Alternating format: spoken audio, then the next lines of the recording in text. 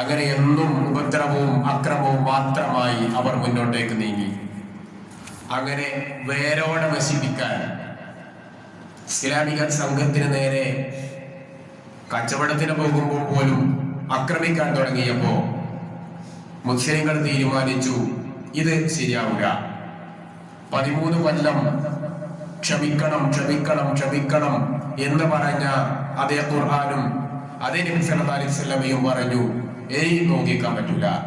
കാരണം വേരോടെ പിഴുതെറിയാൻ ശ്രമിക്കുന്നവരെ തടയേണ്ടത് നമ്മുടെ ബാധ്യതയാണ്.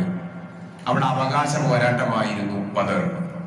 1 സമാധാനത്തിന് വേണ്ടിയാണ്, 2 അവകാശ പോരാട്ടമാണ് ബദർ.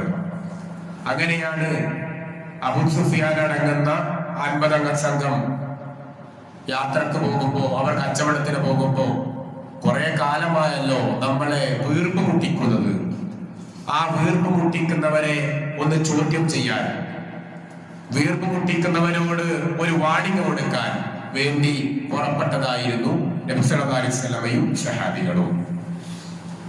അതുകൊണ്ടാണ് എണ്ണത്തിൽ കുറഞ്ഞത്, അതുകൊണ്ടാണ് ആയുധങ്ങളില്ലാതെയും പുറപ്പെടാൻ തയ്യാറായത്. നമ്മള് മധ്യസ്ഥ ശ്രമത്തിൽ സംസാരിക്കാൻ എങ്ങനെ പോവാ?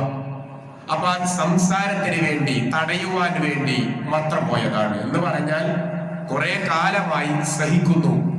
അപ്പൊ അബൂ സുഫിയാനെ പോലെയുള്ള പ്രമാണിമാരോട് കാര്യങ്ങൾ ബോധ്യപ്പെടുത്തുകയും ഇനി ഒരു ശല്യപ്പെടുത്തൽ ഉണ്ടായാൽ നോക്കി നിൽക്കില്ല എന്ന് ബോധ്യപ്പെടുത്താനായിരുന്നു ബദറിലേക്കുണ്ടായിരുന്ന യാത്ര.